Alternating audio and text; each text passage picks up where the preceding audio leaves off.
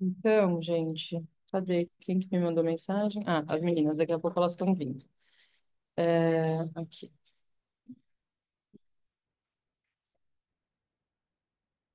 A gente vai começar. Quem que tá entrando? Sei lá.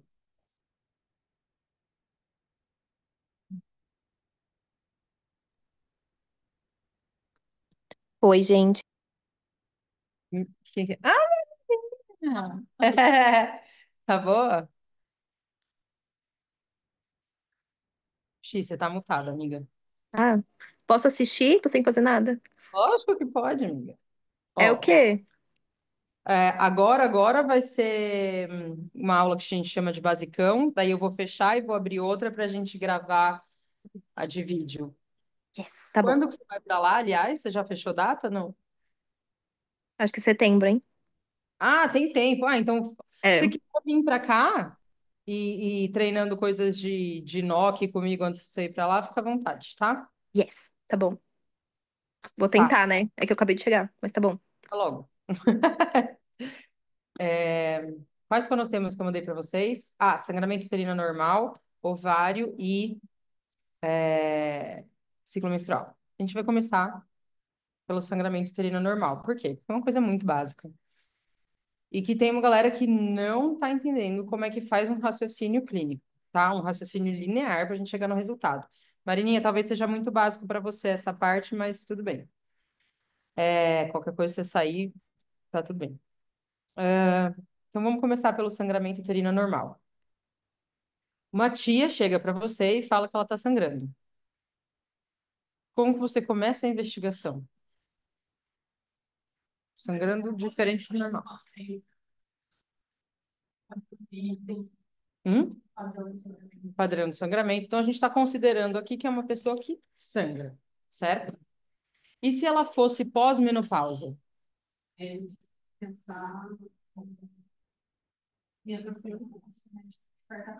Então, vocês entendem que são duas coisas completamente diferentes. Sim. Beleza. A gente está com uma tia de 42 anos que vem falando que está sangrando. Sem você perguntar nada, quais são as hipóteses que ela tem?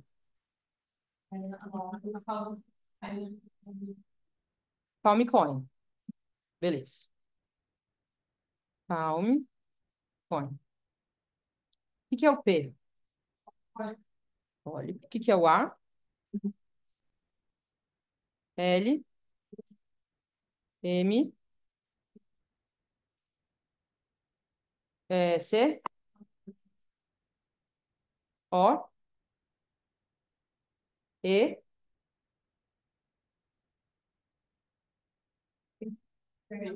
palme coin, né? Essas viadas. I, iatrogênica. E N, não especificado. Ou seja, a gente não sabe, certo? Não especificado. Deixa eu escrever errado, depois vão falar que estudou errado, vai fazer errado na prova. Não especificado. Beleza. Então, eu vou desenhar um útero aqui para vocês.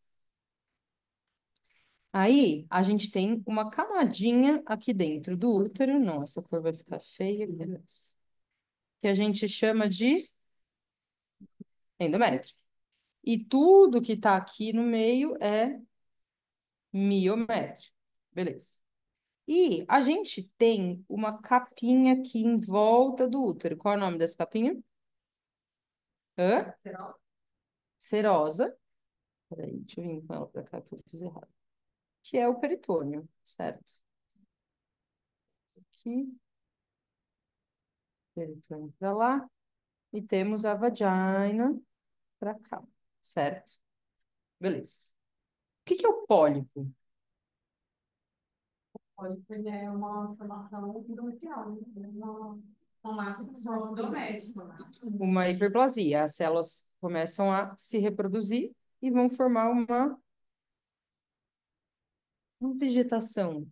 Vamos colocar essa palavra? Onde mais você já viu um treco assim, que sai de um epitélio? No colo, você pode ter. Hã?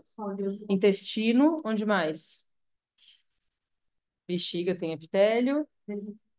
Epitélio respiratório. vesícula, certo? Então, fazer essa formaçãozinha assim que cresce é uma característica de epitélio, tá? Beleza. O pólipo, qual é o tecido que está crescendo? O endométrio sangra? Então, quem tem pólipo vai aumentar o sangramento? Pode aumentar.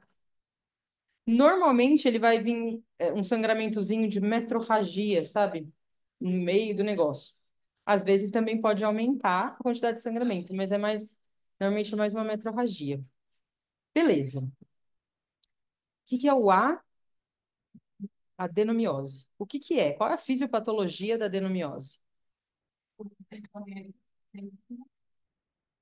Endométrio dentro do miométrio. Então, o que a gente vai ver é isso aqui, né? O endométrio crescendo aqui para dentro. Então, ele vai invadir o miométrio. O que é endometriose?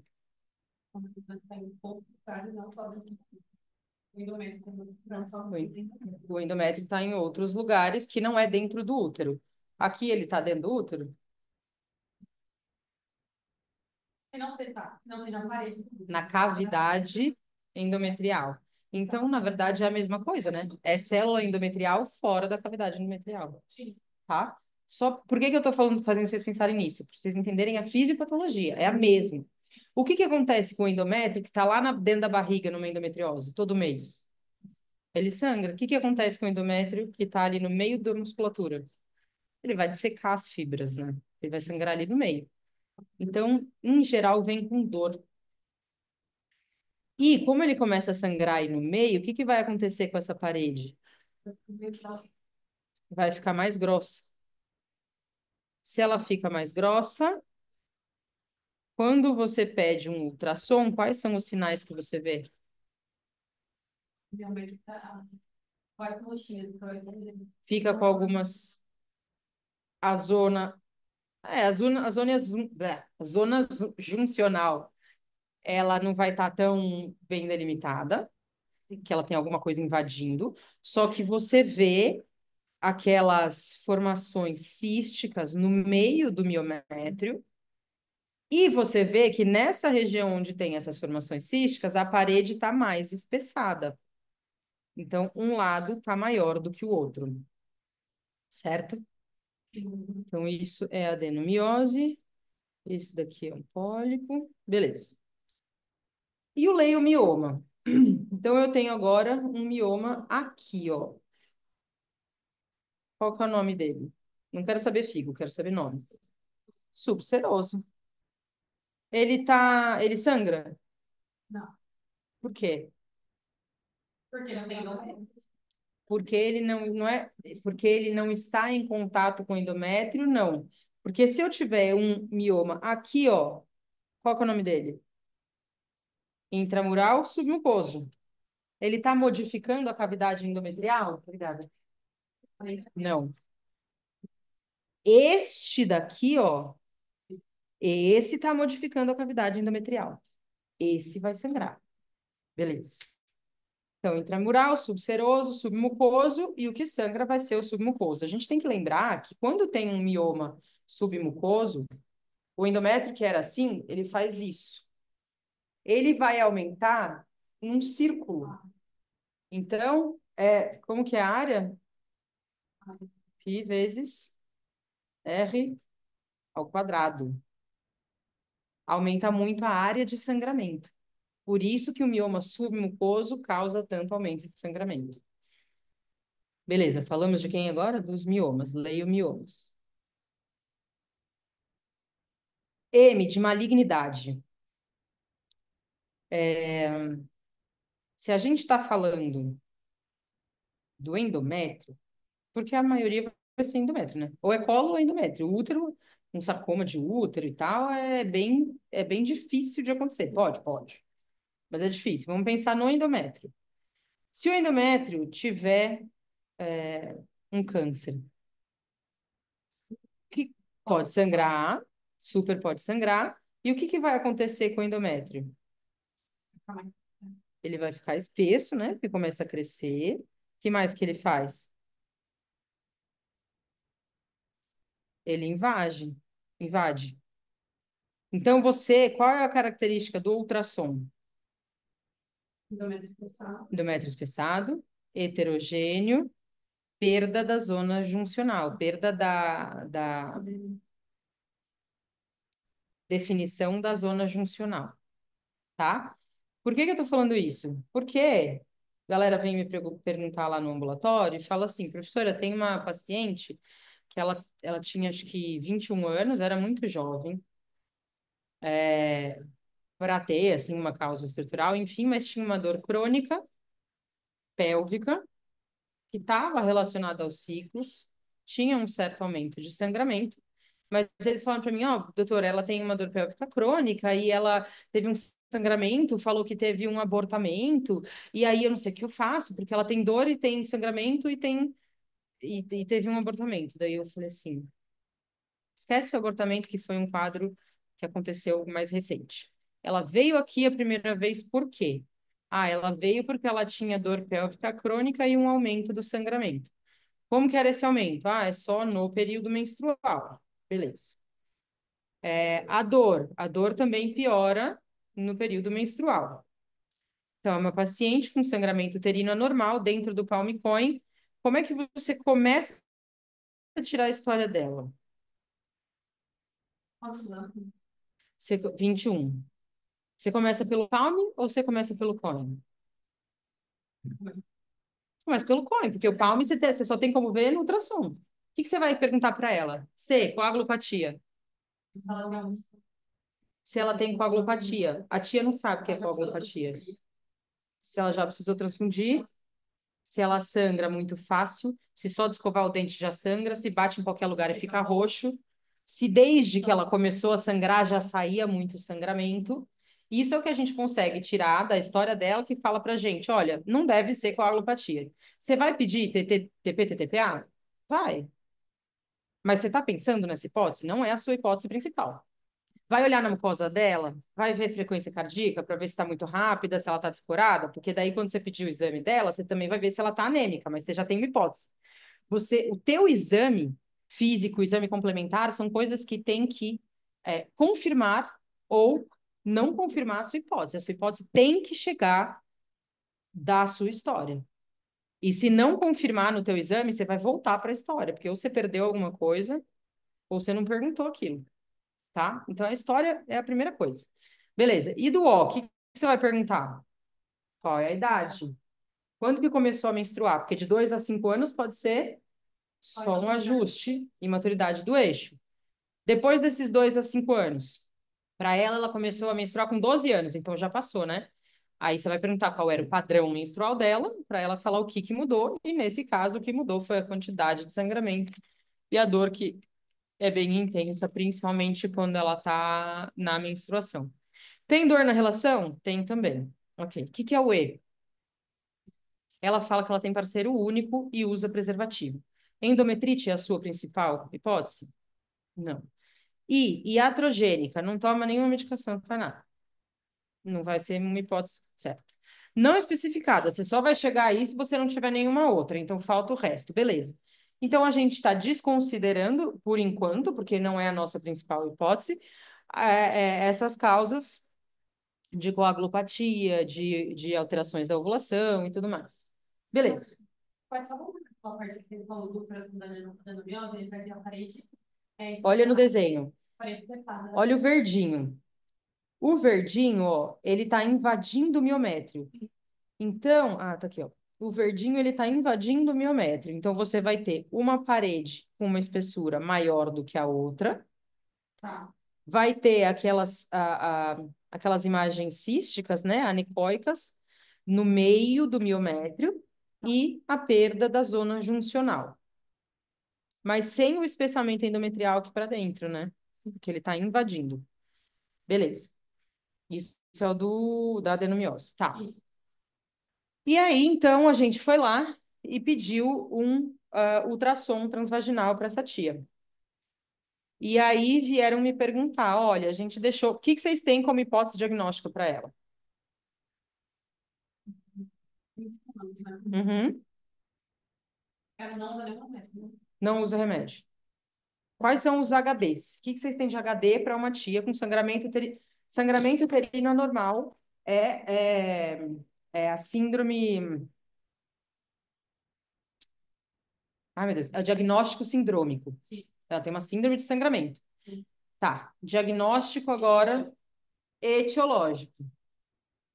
Ela pode ser alguma coisa estrutural. Tá, dentro dessas estruturais, uma tia de 21 anos que sangra aumentado durante a menstruação e que tem dor na relação. Pode ser uma... Pode ser adenomiose, pólipo. Geralmente não vem associado à dor, né? Então não é a nossa principal hipótese. Adenomiose, pode ser. Ela é meio jovem para ter adenomiose, mas pode ser. Leiomioma, pode ser. A leiomioma não necessariamente vem associado à dor. É meio jovem também para ter. Malignidade, pode ter? E que outra coisa que não está escrito aqui? O que eu falei que ela tem? Não, estrutural está escrito aqui. Dor pélvica crônica, que tem dor na relação sexual também. Então, ela pode ter uma endometriose. Beleza. Aí as meninas, aí eu falei, pronto. Então, esquece o quadro de abortamento, isso é outra coisa. Ela veio aqui por conta de uma dor. Ah, e teve um abortamento no meio do caminho. Tá, o que você vai fazer com isso? Nada, ela não tá tentando engravidar, não tem nada. Ela teve esse episódio no meio do caminho. Tá? Só para vocês entenderem aonde que a gente começa a se confundir nas histórias. Beleza, então é uma paciente que tem uma dor pélvica crônica e sangramento uterino anormal. Vocês têm uma mania de diminuir tudo para uma coisa só. Ela não tem uma coisa só, ela tem duas. Pode ser só uma adenomiose, pode ter uma endometriose associada. Aí pediram um ultrassom. Na verdade, fizeram aqui no ambulatório na hora com quem? Com o professor Thomas. E o que que o Thomas descreveu no ultrassom dela? E as meninas vieram me mostrar e estavam perguntando o que que eu faço, eu não sei o que ela tem. Estava escrito lá o quê? Perda da zona juncional, cistos no meio do miométrio e uma parede mais espessa do que a outra. Porra, já tem a diagnóstico. O que você faz com uma tia com adenomiose aos 21 anos? Você vai operar? É difícil você ter uma adenomiose focal que você consegue operar. Põe um DIU,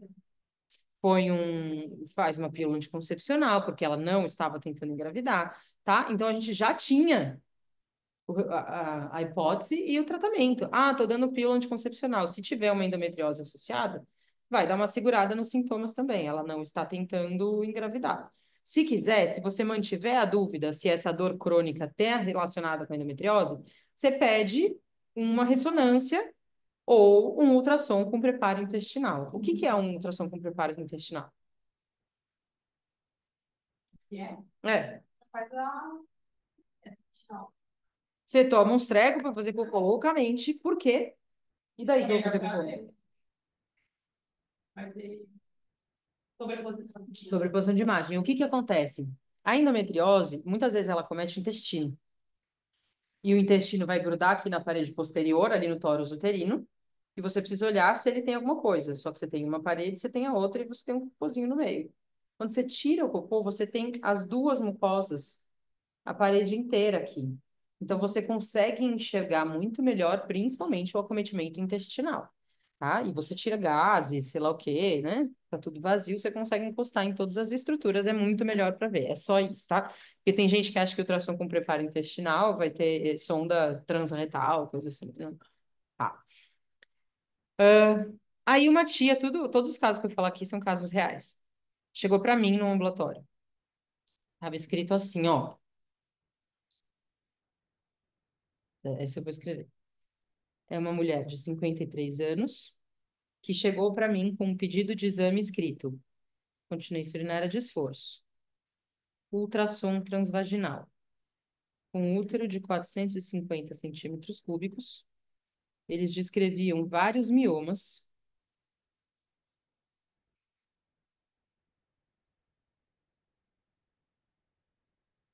e isto daqui, ó, estava grifado. Ela chegou com isso para mim. O que que vocês acham disso? Qual a hipótese de vocês? Já? Ótimo. É a primeira pergunta, né? Ela chegou para mim, sentou e falou: eu não aguento mais sangrar. Eu falei, ué, você veio aqui por causa de perda de urina? É, mas eu não aguento mais sangrar, não sei o quê. Aí olhei aqui, um útero gigante com miomas. Aí eu falei, peraí, quantos anos você tem? Ah, tenho 53. Já entrou na menopausa? Já?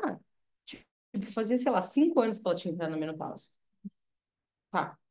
O que que vocês estão olhando aí que interessa? O endometrial. O cara me mandou a paciente para incontinência urinária de esforço, grifou útero de 450. Ele escreveu o ultrassom inteiro. O que significa que ele não sabia o que era importante dali, né? Porque senão ele não teria mandado para mim e ele teria grifado o E, tá? Então isso foi outra coisa que chegou para mim. Aí aqui não é mais um caso de sangramento uterino normal. Aqui é um caso de sangramento pós-menopausa. Coloquei um especo nessa tia. Sabe o que aconteceu? Começou a sair um monte de conteúdo de aspecto cerebroide de dentro do útero dela. Mandei ela na hora pro gráfico, pro pessoal tirar material e mandar pra anátoma. A tia nunca mais voltou, não sei o que aconteceu com ela. Anfa, tá. Então isso foi, já acabou. Mentira. O que que a gente faria para essa tia? Colocar isso agora.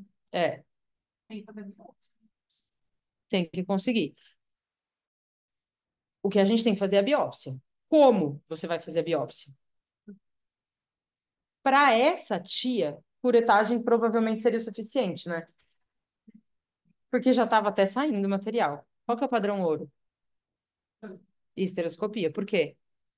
É visualizada na mulher. Porque você vê. Às vezes você tem uma alteração um pouco mais focal. Quando você passa com a cureta, é a cega. Se você não pegar justo aquele ponto, vai vir negativo e não tá negativo. Então, quando tá, você faz, vamos fazer uma biópsia ambulatorial, porque tem a cureta de epitélio, né, que chama, esqueci já. Que provavelmente a gente vai conseguir para o ambulatório. Vamos fazer. Veio positiva, já encaminha. Veio negativa, manda para esteroscopia. Esse pensamento do material, mas eu tô pequeno, aí eu já fui procurar o melhor. Também. Mas está falando com cureta? Mas assim, é só você não ter uma mão de animal, né? É o É. caminho que a gente tem. Cirurgia é um negócio para gente delicada. Eu não vou falar do jeito que eu costumo falar, porque estamos gravando. Tá? Isso foi a nossa aula de sangramento uterino normal. Tudo certo por enquanto?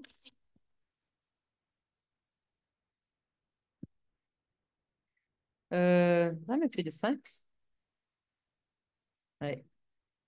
Então, apagamos tudo.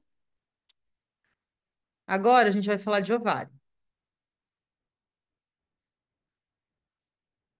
O ovário é assim, quando a gente é um bebezinho, embrião, aqui nas costas começa a surgir uma maçaroquinha de células. Ela faz assim, uma de cada lado. Chama crista gonadal. Aí essa crista gonadal tá ali quietinha e começa a vir do saco vitelínico algumas célulazinhas que vão migrando e vão chegar até aqui em volta. Na periferia dessa crista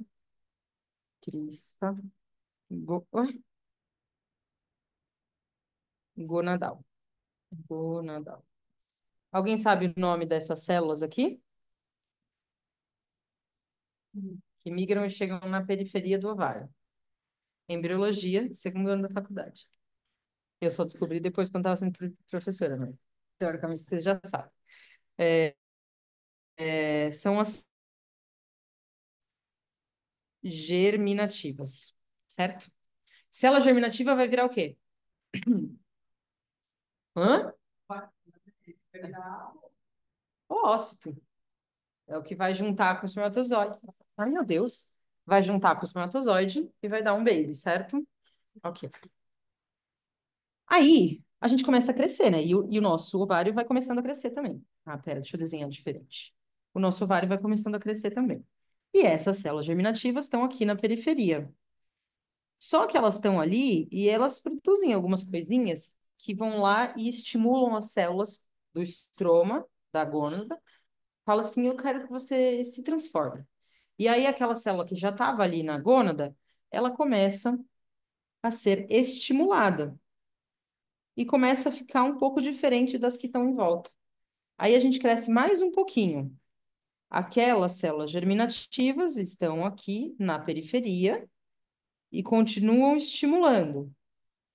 Parece que começa a formar uma estrutura aqui que parece um cordão, não é? Alguém lembra como que a gente chama esses cordões? Fala. Não sabe. Cordão sexual primário.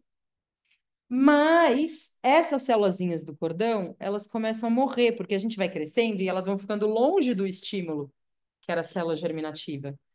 Então, quando elas vão morrendo, depois que elas morrem, a gente chama só o que sobrou de cordão sexual secundário, certo?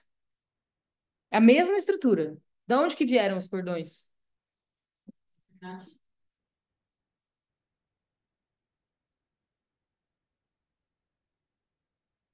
Ainda bem que vocês responderam isso, porque esse é o momento de errar. A gente tem o estroma gonadal, certo? A crista gonadal que estava crescendo. Aí as células germinativas vêm e ficam aqui na periferia e estimulam o estroma gonadal a começar a se diferenciar. E essas células do estroma que foram diferenciadas começam a crescer e formar um cordão. Aí o fim do cordão morre e sobram essas células do cordão sexual. As células do cordão sexual vieram da onde? Do estroma. Estimuladas pela célula germinativa, mas elas são do estroma. Tá. Aí a gente cresce mais ainda e essas células branquinhas aqui, elas vão pegar as células germinativas e vão começar a se organizar formando como se fossem ninhos ao redor da célula germinativa. Você que menstrua, você é Brenda? Camila, você é? Amanda. Você, é. Você, cara, me fala uma coisa. Qual é o nome dessa estrutura que nós todas temos, que tem uma célula germinativa no meio e outras células em volta que vem do estroma gonadal? Quando se desenvolver. Qual é o nome dessa estrutura que tem uma célula germinativa no meio? O ócito é a célula germinativa. A estrutura com todas as células em volta.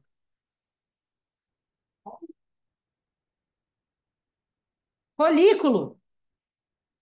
Essa é a primeira estrutura do folículo. Esse vai ser o folículo primordial, aquele que ainda não foi recrutado. Tá? Depois que elas se organizam, é a estrutura do folículo, uma célula germinativa no meio, seu ócito, que vai formar as células em volta que vem do estroma. Quem são essas células do folículo que fica em volta? As células em volta? Não, do estroma. Quem são essas células? A célula germinativa fala, e TEC granulosa. Pegou? O que TEC granulosa produz? A teca, ela estimula. Quero saber o que ela produz. Qual é o hormônio? Estrogênio, progesterona, androgênio, certo? Produz um monte de coisa. Vários hormônios, isso é importante. E a célula germinativa, que é diferente, Amanda, viada, é diferente da célula do estroma gonadal, certo? Sim. A célula do estroma gonadal e a célula germinativa. O que a célula germinativa ela é feita para fazer? O que ela tem que fazer na vida dela? Germinativa. Ela tem forma bonita.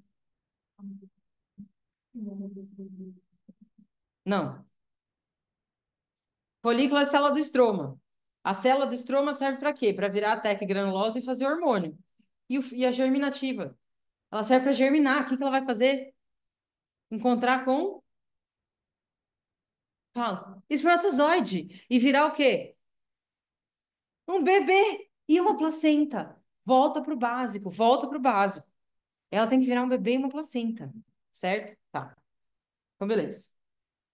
Aí, em volta do nosso ovário, vai vir uma capinha que chama peritônio. Concorda? Só que o peritônio, sou útero, tem um peritônio passando aqui, ó, cobrindo. Aí aqui é a minha tuba. O peritônio, ele vem aqui, ó, ligamento largo, né? Aí ele passa por cima e faz intestino grosso. O peritônio passa por aqui, passa em cima do intestino e passa atrás. Ele faz um folheto duplo. Como que chama o folheto duplo de peritônio? Meso! Mesocólon, mesosalpinge, mesométrio, mesovário, certo? O ovário vem o peritônio que passa por cima e passa por aqui. Daí tem o duplo folheto, chama mesovário. Só que o peritônio, só onde ele está bem em cima do óvulo, ele vai funcionar junto do óvulo, não, do ovário. Ele vai funcionar junto com o ovário. Como assim vai funcionar junto? Uai, toda mês, todo mês, quando o meu folículo ovula e explode, essa capinha vai explodir junto. Porque senão, se o peritônio ficasse aqui e aí explode o nosso folículo e não explode o folículo ia cair para o retroperitônio. Mas a tuba está aberta para dentro do peritônio. Vocês entendem isso? Então, a capinha tem que funcionar junto. Quando explode o óvulo, tem que explodir esse peritônio. E aí o óvulo cai para dentro da cavidade e a tuba que está aberta lá para dentro vai capturar esse óvulo. Portanto, a gente para de chamar essa capinha do ovário de peritônio. A gente começa a chamar ela de cápsula do ovário. E aí a gente considera que o óvulo é o único órgão intraperitoneal. Você não vai considerar que ele está fora do peritônio. Sacou? É o único órgão intraperitoneal. E se ele não estivesse intraperitoneal, o óvulo ia cair para fora, para retroperitoneal. Foi? Isso é importante. Por quê? Tá muito grudada essa capinha. Olhando para essa imagem, a gente já sabe que existem três origens. Origem do quê? Pera, gente, eu tenho problemas, às vezes me falta a memória no meio da frase. Três origens de tumores ovarianos. Uma delas é essa daqui. É um tumor de origem epitelial. Ele vai ter comportamento de tumor epitelial. O que um tumor epitelial produz, por exemplo? A gente viu agora na aula de sangramento uterino normal. Não vi. Pólipo. Pólipo. Vegetação. Já viu aqueles tumores que você tem o ovário aqui, um cisto e uma vegetação? É praticamente 100% de certeza que é epitelial. Você vai pedir marcador de tudo? Ou você vai pedir marcador de epitelial? Entendeu por que tem que saber? Pra você poder fazer uma investigação objetiva. Beleza. Então, a gente tem os tumores de origem epitelial. A gente tem, eu vou apagar isso daqui, os tumores de origem. Esse branquinho, como que a gente chama? Do estroma gonadal, ou que a gente chama, ou do cordão sexual. E a gente tem um terceiro tumor, que é um tumor de origem das células germinativas. Amanda, germinativa. Célula germinativa é igual diferente de célula do estroma. Isso. Tá. Então a gente tem essas três origens. A célula germinativa, qual é a função dela? A gente acabou de falar.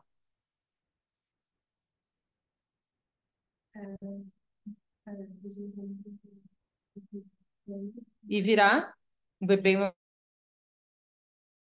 placenta. A célula germinativa, quando ela encontra com o espermatozoide, ela vai começar a formar uma maçaroca de células.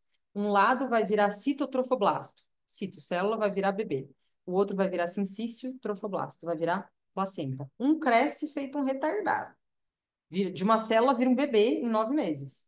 O outro lado invade feito um retardado, que a placenta tem que invadir o útero para conseguir pegar o sangue da mãe. Então, tem uma capacidade de crescimento e de invasão muito grande. São os tumores que crescem mais rápido e que invadem mais rápido. E aí vocês vão decorar que é um tumor de célula germinativa, é as células que são mais iniciais, então ele vai acontecer muito mais em paciente jovem ou velha? Jovem. É o que dá mais em criança. Quantas vezes vocês já ouviram falar de alguma criança, adolescente com tumor de ovário? É muito raro. É muito raro. Mas se tiver, é do bem ou é do mal? É para ficar muito preocupada. Viu uma massa pélvica numa criança, já sai fazendo tudo que você pode de exame na hora, certo? Porque a chance de ser ruim é muito grande.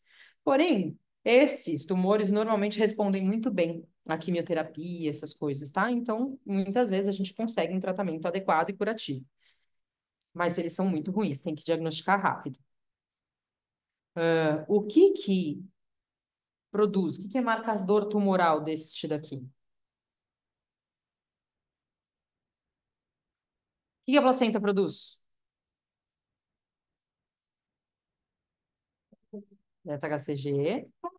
Produz PLAP, placenta-like protein.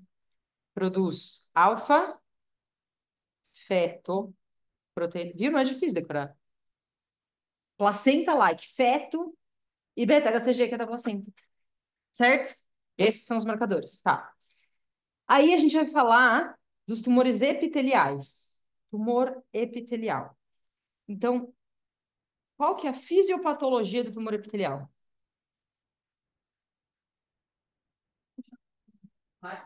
PLAP, placenta-like protein. Alguma coisa assim. Qual que é a fisiopatologia? Então, vamos falar. A gente tem a capinha do ovário e o ovário. Quando explode, eu ovulei. Uma célula dessa capinha, do peritônio, que é epitélio, pode cair aqui dentro. Ou célula da tuba, lembra? Uma boa porcentagem dos tumores de ovário vem da célula da tuba, porque tá ali do lado. Então tá, eu tive uma inclusão epitelial. Ela caiu dentro, ela foi incluída no ovário. E aí eu cicatrizei. Aí essa célula está num lugar errado, que não é o ambiente dela, ela vai sofrer apoptose. Ah, não sofreu apoptose. Bom, todas nós temos mecanismos de defesa. Vai lá os macrófagos e mata, porque não era para ela estar ali. Puta, mas deu errado. O macrófago matou, a tia não sofreu apoptose, ficou ali. Além de ficar ali, ela resolveu começar a se multiplicar. Virou um tumorzinho de origem epitelial. Então, a fisiopatologia são traumas repetidos no óvulo, no ovário, a partir do qual eu posso ter uma inclusão epitelial. Quem que tem mais câncer de origem epitelial? Tia nova ou tia velha? Mais velha. Por quê? Porque ela deu mais chance de ter tido, ela teve mais ovulações, né? Teve mais ovulações, e quanto mais velha a gente tá, mais chance a gente ter de ter falha no nosso mecanismo de apoptose ou de macrófagos, de defesa do próprio corpo, né? Então, é tia véia que tem tumor epitelial. Então, tia véia. O que o tumor epitelial produz? Bom, só uma coisa. Então, qualquer coisa que induz ovulação, tipo induzir ovulação para engravidar, é um fator de proteção ou risco? Risco. Qualquer coisa que faz parar de ovular é fator de proteção ou risco? Proteção. Então, se eu menstruei com 7 anos e parei de menstruar aos 63, eu tenho mais ou menos chance do que ela que começou a menstruar aos 13 e parou de menstruar aos 48. Mais. Porque eu ovulei, tive muito mais períodos de possíveis ovulações. Eu nunca engravidei. Eu tenho mais ou menos chance do que se eu tivesse engravidado 3 vezes. Mais chance. Quem já engravidou, exatamente, ficou 9 meses da gestação mais os 6 meses da amamentação exclusiva sem ovular. Eu tenho um DIU de cobre, tenho mais ou menos chance de ter câncer. O cobre, o cobre para de ovular? Então, ele não é fator de proteção, nem de risco. É população geral, é igual. E o DIU de Mirena? Ele não para a ovulação. É... PET, coloquei adesivo. Aí é fator de proteção, porque ele vai inibir o eixo, ele vai fazer você parar de ovular. Deu para entender? Qualquer coisa que parar a ovulação vai ser um fator de proteção. Tá, então do epitelial. É a tia véia que tem, o que que ele vai produzir? Vocês lembram, chutando, qual que é o marcador que a gente pede para tumor de origem epitelial? CA 125. É específico? Não, né? Quem mais pode ter? Endometriose? Quem mais? Não ouvi. Quem mais pode ter? Ah, tumor gastrointestinal, porque quem faz tumor gastrointestinal é um tumor de epitélio gastrointestinal. Se eu tiver com gripe, pode aumentar a CA 125? Tá alterado o meu epitélio respiratório. Pode. Se eu tiver um tumor hepático, pode. Se eu tiver menstruada, meu endométrio está alterado, pode. Tudo pode aumentar, entendeu? Então ele não é específico. Agora, se eu tiver um tumor no ultrassom e CA 125 aumentado, fator preditivo positivo muito alto, pode confiar que é. Tá? Que mais que eu peço? O CEA e o CA 199, que são dois que são mais comuns quando a gente tem o tumor mucinoso. Ué, peraí, mas a gente estava falando de epitelial, germinativo e gonadal. O que que é mucinoso? Dentro do epitelial, eu faço um cisto, e aí esse cisto, lá dentro, eu posso ter líquido seroso, que vai ser um tumor seroso, ou ele pode ter muco. Vocês já viram? Que vai ser um tumor mucinoso. Se o meu tumor epitelial for benigno, vou chamar ele de adenoma seroso, adenoma mucinoso, depende do que ele tiver dentro. Se ele for maligno, eu vou chamar ele de adenocarcinoma seroso ou adenocarcinoma mucinoso. Deu para entender a diferença? Tá. Agora a gente está falando do gonadal, estroma gonadal ou cordão sexual. O quê? O tumor de origem epitelial, ele vai formar um cisto. E essas células que formaram o cisto vão produzir alguma coisa. Ou é líquido seroso, que daí são as células mais parecidas com a célula da tuba, que ela produz um líquido que é para o óvulo conseguir ser transportado pelas vilosidades. Ou, se ela for uma célula que é mais parecida com célula do colo uterino, por exemplo, ela vai produzir muco. E aí lá dentro tem muco. Então, um tumor epitelial pode ter de conteúdo dentro dele ou muco ou líquido seroso. E ele pode ser benigno, que não vai invadir, ou ele pode ser maligno, que é o tumor que invade. Então, dentro do epitelial, eu posso ter um adenoma ou um adenocarcinoma. O adenoma, ele pode ter líquido seroso ou mucinoso lá dentro. E o adenocarcinoma pode ter líquido seroso ou mucinoso lá dentro. E por último, no estroma gonadal, ou cordão sexual, fala para mim o que o cordão sexual vai produzir. Porque ele vai virar... Oi? Ele vai produzir o quê? Hormônio. Estrogênio, que mais que é? Progesterona, androgênio, inibinas. Ele pode produzir tudo isso. Quais são os marcadores de alguém que tem um tumor do estroma gonadal ou cordão sexual? É isso que vai aumentar. Fácil. Às vezes não tem nada aumentado. E se tiver aumentado, estrogênio? Qual vai ser o quadro clínico da tia? Se tiver estrogênio aumentado, for um tumor produtor de estrogênio, qual é o quadro clínico? Estrogênio estimula quem? Uhum. Qual vai ser o quadro clínico? Sangramento uterino normal numa paciente na menacme, numa tia véia, menopausa. Sangramento pós-menopausa. Então, a tia chega com sangramento pós-menopausa, não é só atrofia ou hiperplasia endometrial. Também pode ser ovário. Só que a principal causa vai ser atrofia. E depois, câncer de endométrio. E depois, um monte de outras coisas. Pode ser que tá muito seca a vagina e aí tá sangrando a vagina, não é nem de lá de dentro. Tá? Mas você tem que, por exemplo, falar pro cara, sangramento uterino normal pós-menopausa. Chegou uma porcaria de um pedido de ultrassom hoje, que a médica que fez, eu conheço, é muito legal, mas não tá escrevendo tudo direito. Falou assim, olha, manda, você vai passar com a doutora Marta? Mostra para ela os exames que eu pedi, porque talvez ela queira pedir outros. Aí eu vi lá, estava escrito ultrassom transvaginal. Aí eu escrevi embaixo, paciente na menopausa com sangramento.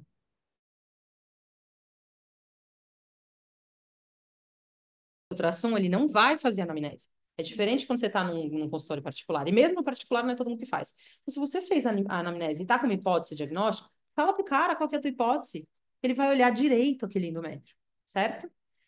Não pode não estar escrito o que você quer num exame que depende do examinador. É diferente você pedir urina ou urocultura, você não vai escrever. Hemograma, você não vai escrever. Ultrassom, tem que escrever, porque o cara tem que tentar confirmar ou não confirmar a sua hipótese diagnóstica, beleza. Qual vai ser para uma paciente de 12 anos que não menstruou ainda e faz um tumor produtor de estrogênio? Quadro clínico. Sangramento. Pode mimetizar uma puberdade precoce. Então, sangrou muito cedo, o que que você vai fazer? Ultrassom. Não vai fazer o diagnóstico só clínico, né? Não tem uma faixa etária específica para o gonadal. Estroma gonadal ou cordão sexual pode estar em qualquer idade. Ele é mais comum perto do período reprodutivo, fim da vida reprodutiva, ele fica mais no meio do caminho. Mas ele pode acontecer na infância, pode acontecer na velhice, como todos os outros, mas ele é menos específico de uma fase. Era aí que eu ia chegar em seguida. Então, aqui é para todo mundo. Ó, quadro clínico, se eu tenho uma tia com tumor produtor de androgênio.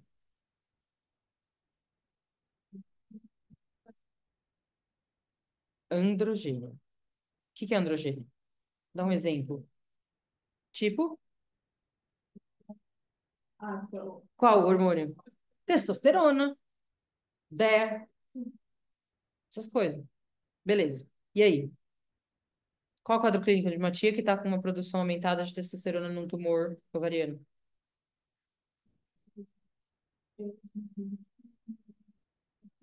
Como chama isso? Hirsutismo, androgenização. Ela vai ter um quadro de androgenização, um quadro de... Pode. O que que você faz com uma paciente que chega menstruando menos ou ciclo super irregular, cheia de pelo na cara, pelo em volta da teta, pelo aqui no meio entre o umbigo e o pubis, que não é a deposição normal de pelo na mulher? O que que você faz com essa tia? O que que é a hipótese mais comum? Aí você fala que é SOP, tchau? Você tem que investigar um monte de coisa. Você tem que pedir um ultrassom para ver se não tem um tumor produtor no ovário. Onde mais você tem que descartar que não tem um tumor? Quem mais produz isso? Suprarrenal. O que mais que você vai pedir além de... Então, você tem que colocar para o cara que você está fazendo a hipótese de SOP, mas que você está fazendo diagnóstico diferencial. Vai pedir um treco de rim. Vai pedir para ele ver a suprarrenal. E que mais que você vai pedir? Laboratório.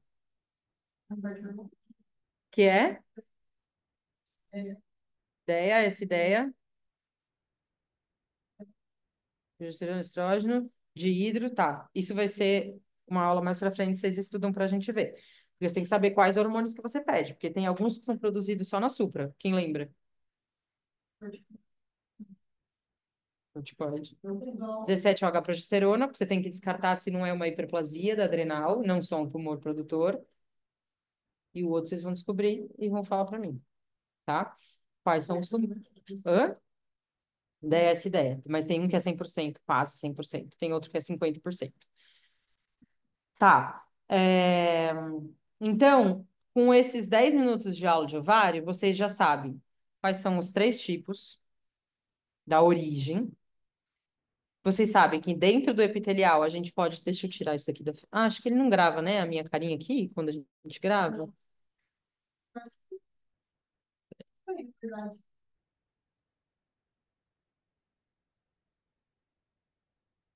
Deixa eu pôr pra cá só pra... Bom, é, então a gente já sabe que tem esses três tipos dentro do epitelial. O epitelial é de tia véia, CA125, CA, CA199. Pode ser seroso ou mucinoso. Do estroma gonadal, a gente só não falou que ele pode. Hã? Não. Calma, calma. Responde depois, peraí. Foca aqui, ó, foca no raciocínio. Dentro do estroma gonadal, eles podem ser tumores produtores, que daí geralmente vai trazer um quadro clínico um pouco mais óbvio, mas você tem que pensar nisso. Você tem que lembrar que isso existe. E eles também podem ser sólidos, Porque como é do estroma, no estroma tem, por exemplo, fibroblastos, que às vezes eles vão crescendo e faz um tumor sólido que é parecido com mioma. Bom, daí é um tumor sólido que não vai ter produção, tá? E aí você não tem como saber, a não ser que você faça um achado de exame ou que ele cresça muito e você descubra na palpação ou sintomas mais inespecíficos, né? Porque o ovário não dá muito sintoma, né? Porque ele tem muito espaço para crescer na pelve. E aí quando você vê, já tá grande. A tia chega para você e fala: "Ai, tô meio empachada, tô meio com dificuldade de fazer cocô". Você fala: "Tumor de ovário". Não. Até você pensar nisso. Por isso que a gente tem medo de não fazer ultrassom uma vez por ano, mas teoricamente não tem indicação, porque é raro, né? Tumor de ovário não é tão comum assim. É, Onde que eu tava? Tá. Qual é a característica macroscópica do tumor do cordão sexual? Produtor de qualquer um desses hormônios. Quando você abre, ele é amarelinho. Por quê? A partir de quem? Qual que é o tijolinho que a gente usa para construir hormônio? Colesterol. Então ele tem colesterol, então ele é um tumor bem amareladinho. Não é legal? Fisiopatologia. Tá, e aí os de célula germinativa normalmente vai ser em criança e os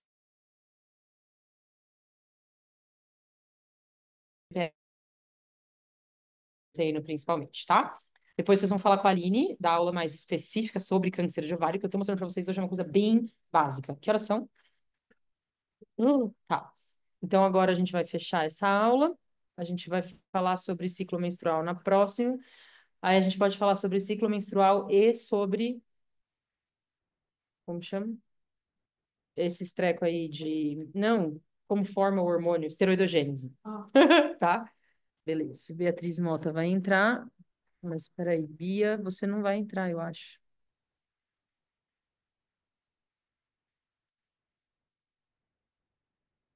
Bia? Oi, cheguei tarde. Não, não tem problema, mas é que eu vou fechar esse link e vou abrir outro, porque esse daqui vai. Ou será que eu faço no mesmo? Eu vou fazer no mesmo. Senão eu não vou conseguir, vou fazer tudo no mesmo. A gente vai começar agora a aula de sutura, tá? Tá bom. Então, deixa eu abrir a aula de sutura. Deixa eu ver se já tá por aqui. Não.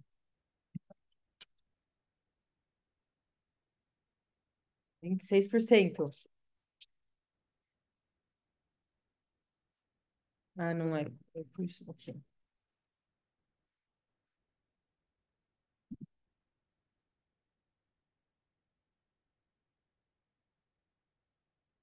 Cadê? Por que que não abriu? Porque são 6,65 GB. Deve ser por isso. Tá, do que a gente falou agora, tem alguma dúvida? Não. Eu vou jogar aqui pra gente. Quem que pode ficar responsável por lembrar? Lembrar. Oi, tá bom? Eu faço assim, se não conseguir parar, eu faço. Não sei se a gente vai conseguir. Isso não, porque tem o fluxo no SUS da estereoscopia, né? Esse é o problema da biópsia. Mas, enfim, a gente tenta convencer. Ah, gente, vai demorar, não é possível. Eu tenho uma dúvida, posso perguntar? Pode, quem tá falando?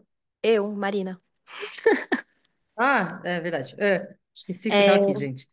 deixa eu falar, existe alguma um marcador específico para mucinoso e seroso? Não, né? Eles Então, estão o no mesmo seroso é balaio. 725. O É o mucinoso é CEA e o... CSA199. Mas Mas não existe ele. uma... Aí a gente vai perguntar para a Aline depois, porque o CSA199 ele também pode. Se eu não estou enganada, ele vai falar mais a favor de tumor intestinal. Mas quando é mucinoso, ele vai estar aumentado. Só que você tem que diferenciar se ele é intestinal ou se ele é de origem ovariana, tá? Tá, E aí a entendi. gente pode ter as metástases. Mas é isso. Se Fechou, você quer obrigada. diferenciar entre mucina e seroso, você vai pedir esses três. Aham. Isso. O CA125 é mais para seroso. Cadê? Trabalho. Peraí, gente, que eu vou achar outra aula.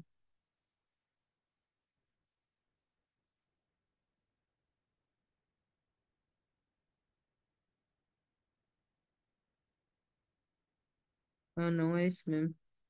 Tem que esperar baixar.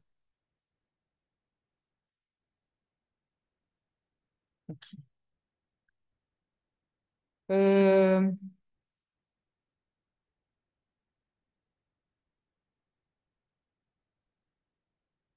Ai, não, não vou começar a esteroidogênese agora, não. Cadê as meninas? Será que estão vindo já?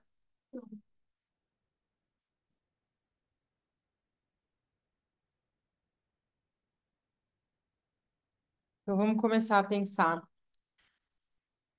Ó, acabou a aula basicão, beleza?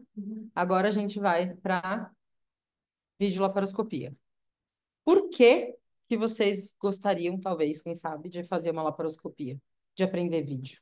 Por que que é importante o vídeo?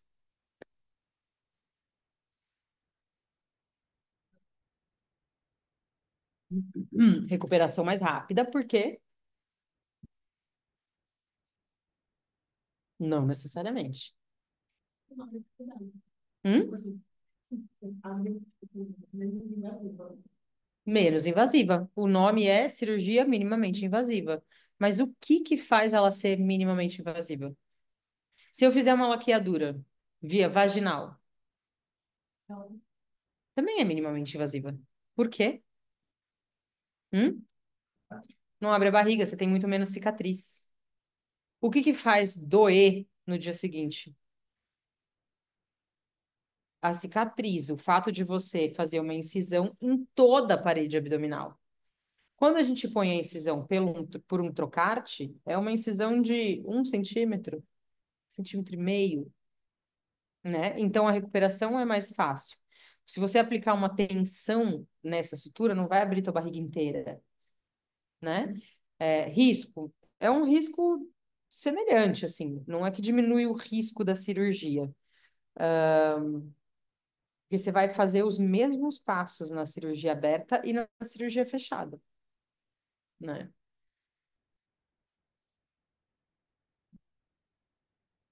Gente, espero tanto que venha logo isso daqui.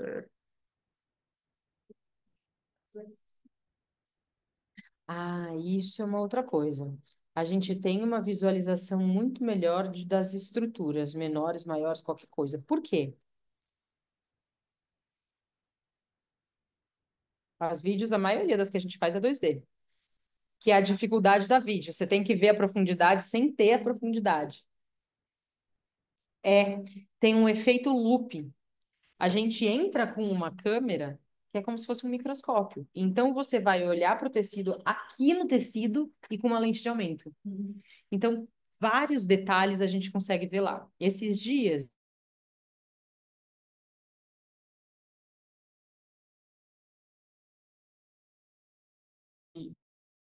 mioma, sangramento uterino normal.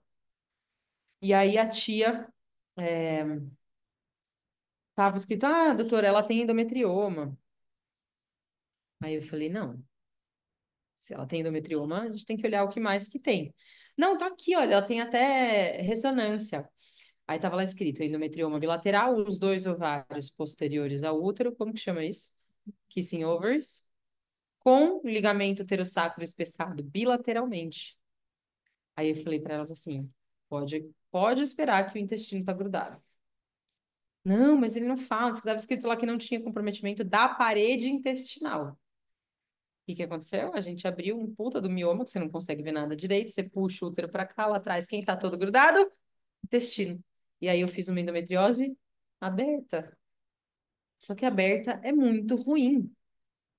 E se o ureter tá preso, sei lá onde? É muito ruim de ver. Você tem uma visão. A luz não entra tanto até lá. O teu instrumento não é tão delicado quanto um instrumento pequenininho, de uma vídeo e tudo mais. Então, né? Deixa eu ver se eu consigo abrir alguma outra aula aqui.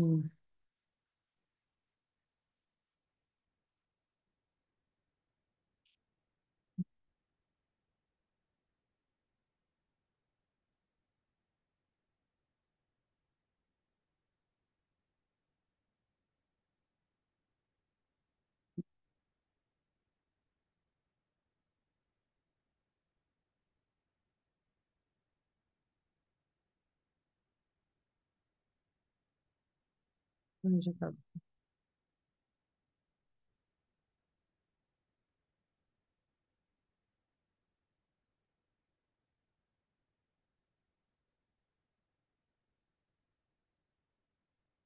Ah, tá aqui. É a mesma? Não, não é a mesma. Aê! Pronto, consegui. Então vamos lá.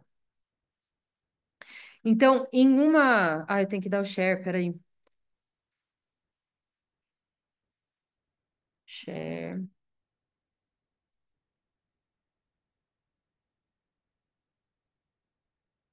Meninas que estão fora, estão vendo? Tudo bonitinho. Tá dando para ver, sim. Mara. Então vamos lá. Ai, como é que tira esse negócio da frente?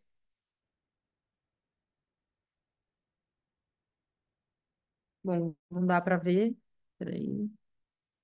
Fica quietinho aqui em cima. E esse daqui a gente põe play. Tá. Então a gente está vendo aqui que quando a gente vai fazer uma vídeo, a gente tem que se preocupar muito com ergonomia. Se a gente começa a deixar, opa, a deixar o braço assim, ó, e a gente nem percebe, em uma cirurgia você vai fazer lesão de manguito, vai travar o teu trapézio e você vai ficar um mês, no mínimo, sem conseguir operar. Real. Bom, eu já fiz epicondilite de operar, vaginal. Eu já rompi 50% de ligamento do meu dedo indicador da mão direita por operar e fazer fixação sacroespinhal, na dissecção do sacroespinhal. Já lesionei o manguito, mas aí foi virando de ponta cabeça por causa da yoga. Mas me atrapalha para poder operar. E isso vai acontecer se você fizer a cirurgia errada. Como que você faz errada? Se você não usar um estrado, se você for baixinha, a maioria das pessoas precisa. Se você não pedir para o anestesista baixar a mesa totalmente antes de começar. Se você colocar os seus trocárteres no lugar errado. Se a triangulação estiver errada na hora que você vai dar o ponto, você fica assim. Então, você tem que prestar atenção em todos os detalhes. Tem alguma diferença da cirurgia da vídeo para a cirurgia aberta? Fora o fato de que você tem uma visão muito melhor, não. São os mesmos passos, é a mesma estrutura que você vai cortar. Então, quando você aprender vídeo, você vai ficar muito melhor na aberta. A endometriose, que eu acabei de falar que eu fiz, eu nunca tinha feito. Muito menos aberta, porque eu não faço endometriose. Só que quando você estuda para fazer vídeo, você estuda tudo. E quando o negócio chega na sua frente, você consegue resolver. Você já sabe, você já viu. Apesar de eu não estar vendo na cirurgia aberta, eu já sei como é que é, eu sei onde está, eu sei qual que é o limite, tá?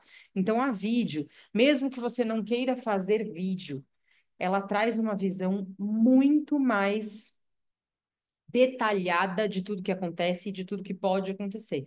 Então, ela é interessante até como ferramenta de estudo, tá?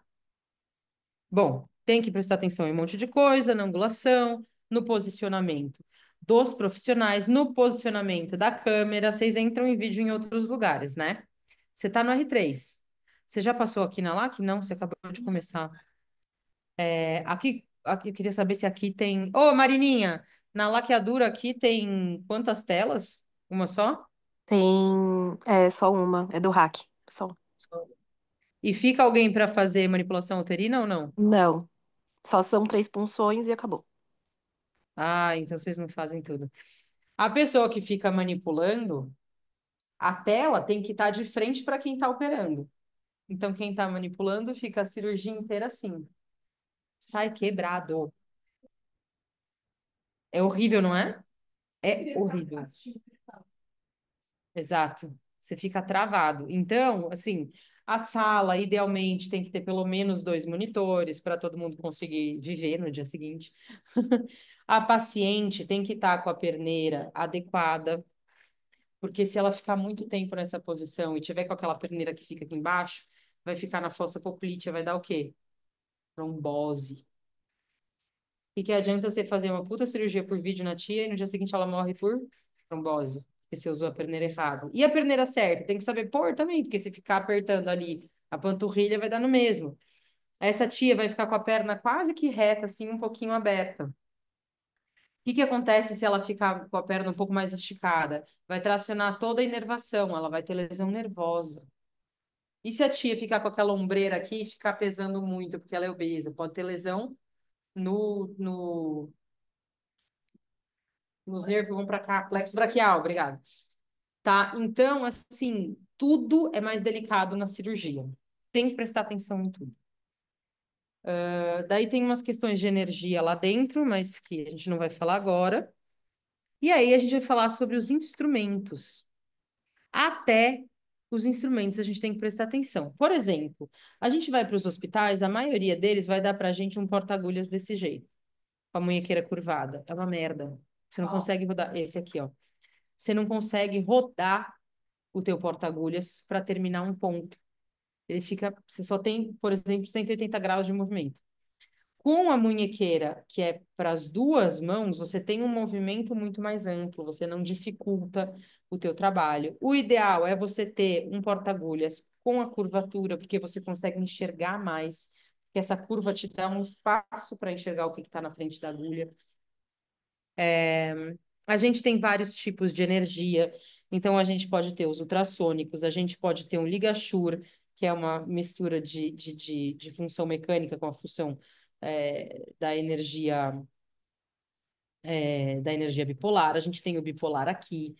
A gente tem essa pinça que tem vários ganchinhos, mas eles são todos próximos, então ela é uma pinça feita para pegar a estrutura delicada. Essa pinça chama Manhese, é o nome do cara. Foi feita para fazer cirurgia na tuba.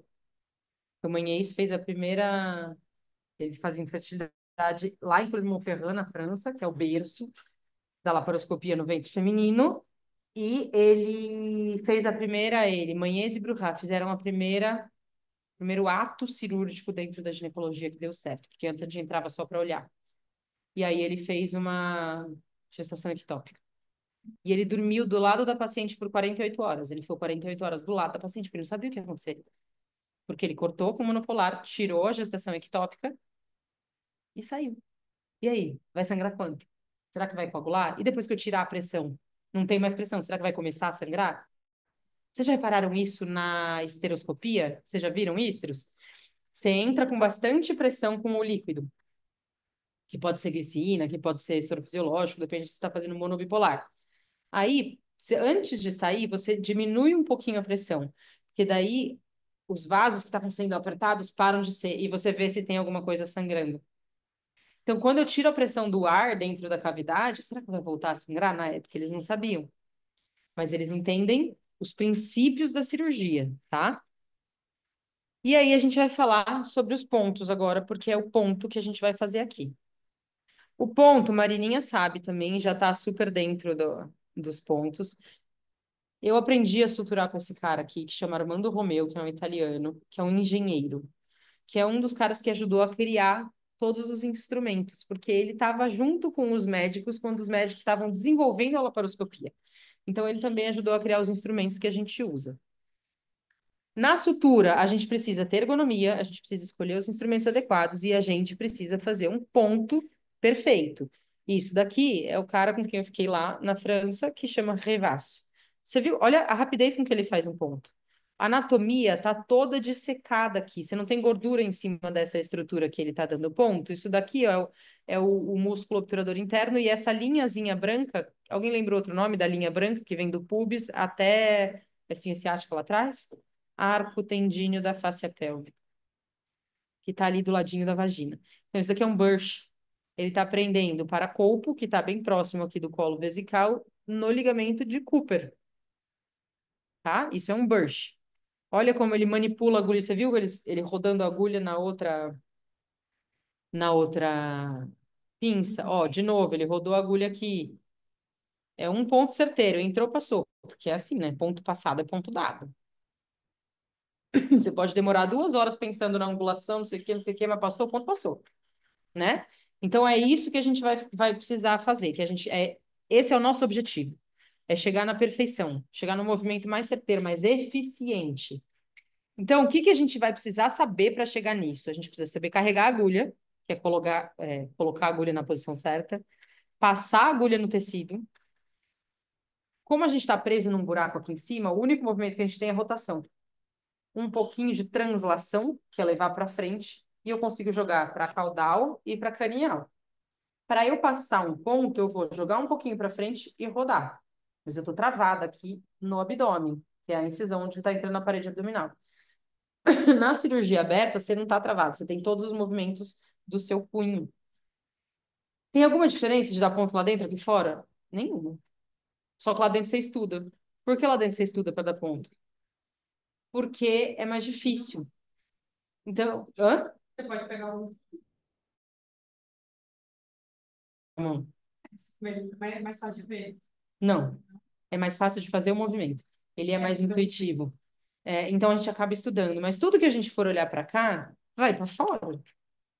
Só é mais intuitivo do lado de fora. E é uma coisa que, se você treinar, você vai conseguir. Tá? Mesmo que você comece meio mão de paca, se treinar, você vai conseguir. Você tem que saber tirar a agulha do tecido, sem causar trauma. Vocês vão ver várias pessoas puxando e a bundinha da agulha vem raspando em todo o tecido. Vocês vão ver. Tem que saber tracionar o fio, puxar o fio do jeito certo, porque a gente puxa para tirar ele de lá. Não, você tem que puxar ele no sentido em que você colocou, senão ele também vai rasgar a estrutura. E você tem que saber uma das partes. A parte mais difícil é carregar a agulha, a outra é dar o nó, tá? É tudo isso. Me explica quando que na cirurgia aberta você olhou para todos esses passos. Porém, você faz, né? Tá? Agora você só vai entender toda a fisiologia de dar um ponto e um nó.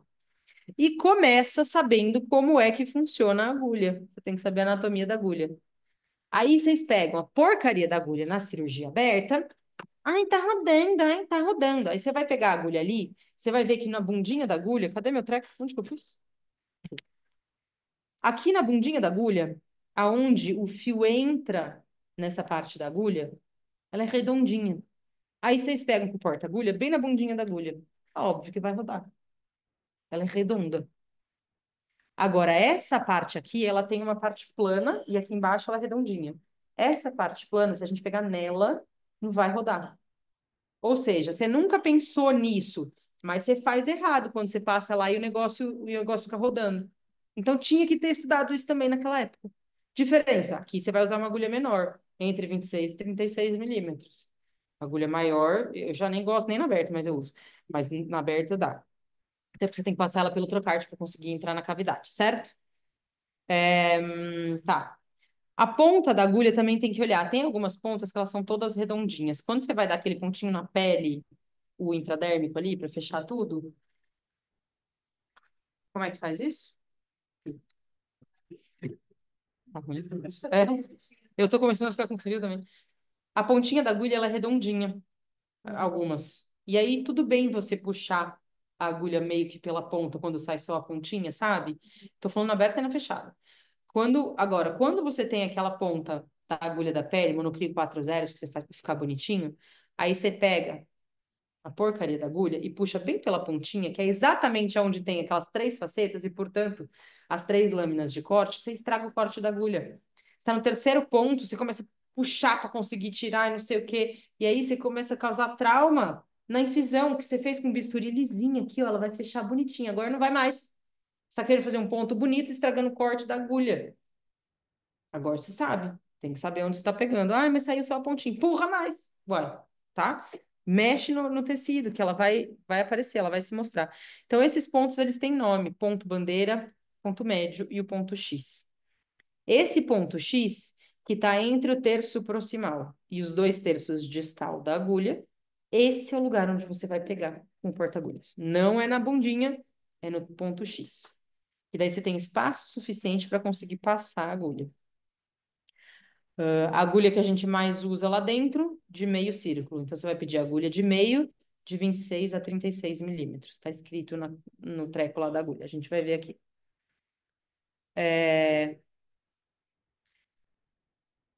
Será que eu entro aqui? Entro aqui. Quando você vai passar um ponto, e vai ser a última parte, daí a gente vai para a prática. Quando você vai passar um ponto, a gente tem que deixar essa agulha, ó, se a minha incisão está aqui, a gente tem que passar a agulha perpendicular.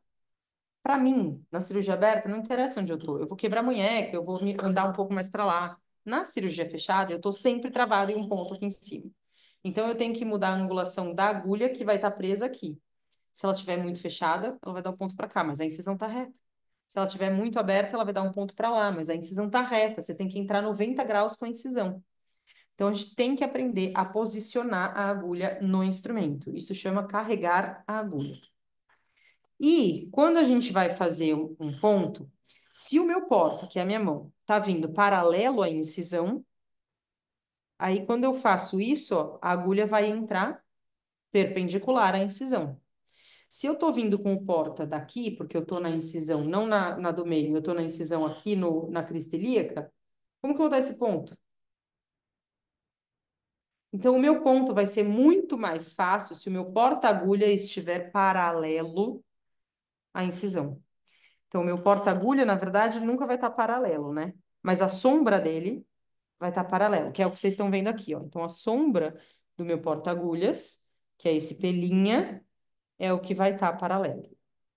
Aí eu pego esse porta-agulhas e encosto a minha agulha exatamente no meio dela, na incisão. E eu vejo se parece que ela vai entrar no ponto que eu quero e sair no ponto que eu quero.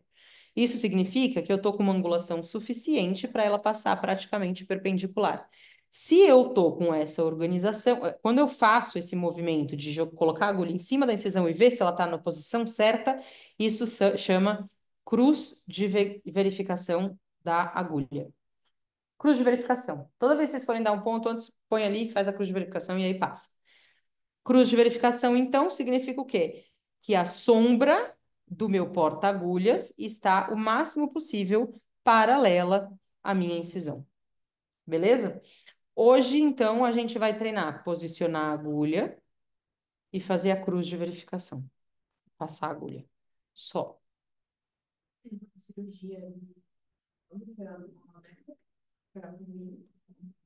O tempo de cirurgia, você está perguntando se muda? Putz, depende muito da habilidade do cirurgião. Tem um cara que chama Marcelo Vieira. Ele está dando um curso, ele dá uns cursos lá de vídeo, e ele pega muito no pé para as pessoas estudarem o tempo de cirurgia. Então, quanto tempo você faz uma estereia abdominal aberta? 2 horas? Uma estereia simples? Amiga, não. Não. A estereia é no máximo 1 hora. Simples, sem nada, sem mioma, sem dificuldade? Sem nada. Não faz sem nada. Tá, vocês não tiveram a experiência ainda, então. Pelo amor de Deus, que susto! Não, tá. A estereia não é para durar mais que 1 hora. Mas, em média, dura mais ou menos 1 hora. Você já viu alguém fazer mais rápido? Aff, Maria. A galera faz em meia hora, 40 minutos no máximo. Cirurgia por vídeo, mesma coisa, meia horinha. O problema é que na vídeo, a parte mais difícil é suturar. E aí, a pessoa faz uma esteré em 20, 30 minutos e demora 30 minutos para suturar, para dar 3 pontos na vagina. Entendeu? E aí as pessoas acham que demora mais. Demora. Se você não souber usar o equipamento que você tem, você não vai conseguir. Tá? Então, tudo na sua vida, o que que você tem que saber? Eu estou usando qual equipamento? Eu sei usar? Então eu posso fazer. Eu não sei usar? Então eu vou treinar para fazer ou desencano se eu não estou afim de treinar para fazer aquilo. Ponto. Simples assim. Certo? Então tá. Hoje nós vamos aprender a sutura. Cadê as tia que estão na enfermaria? Já tá vindo, não? E eu que não consegui hoje, vou ter essa oportunidade de treinar em outro momento. Toda quarta-feira vai ter o treinamento. Uhul! Beleza, gente? Então vou Então, vou abandonar, né? desligar aqui. Tchau. Tchau, boa noite também. Até. Eu já parei de